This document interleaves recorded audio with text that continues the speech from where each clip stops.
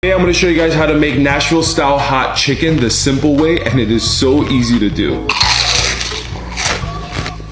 Wow. First, into a bowl, we're gonna pour in a few cups of buttermilk, a few tablespoons of your favorite hot sauce, some salt, and some paprika. Now we wanna give that a good mix, then place your chicken tenders into the brine for about 1 to 2 hours. After, we wanna take it out of the brine, place it into some flour, and make sure you press it down and cover all sides of the chicken. Heat up some cooking oil to 350 degrees, then just fry them up until they turn a golden brown color. For the hot oil sauce, we wanna mix together the ingredients you see on your screen.